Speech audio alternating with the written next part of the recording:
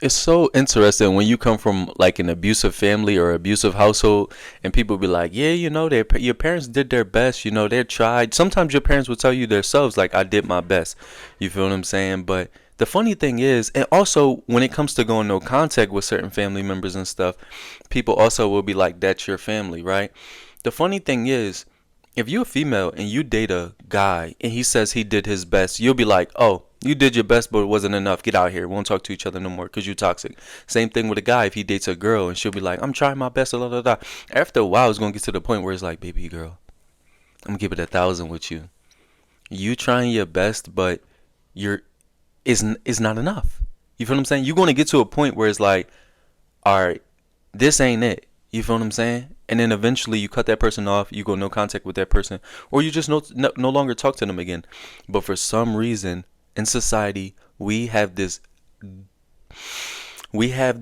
toxic loyalty to individuals because this thing, this whoever created this voice right here, this hierarchy voice that we listen to, that says that's your family, that's your mom and dad, they did their best. For some reason we idolize that voice up there. I don't know where it came from, but it came from generations and generations and generations, to the point where we brainwash ourselves and other people, and sometimes our children, to believe that same rhetoric. We don't know where it came from, but we just follow it. Oh, that's your parents, that's your mom, that's your dad, that's your brother, that's your sister. You should have this toxic loyalty to them. No matter what they do, that's still your people.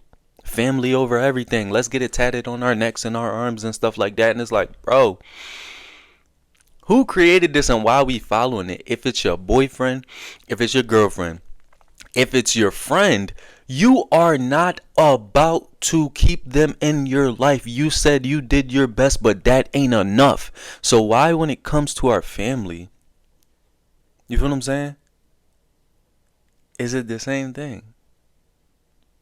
So that's when you got to choose for yourself to be like, nah, they just people just like everybody else. You feel what I'm saying? They walk like people, they talk like people. So they just people. So how come when they become family, then we all of a sudden have to treat them like these idolized characters? We idolize nobody but God.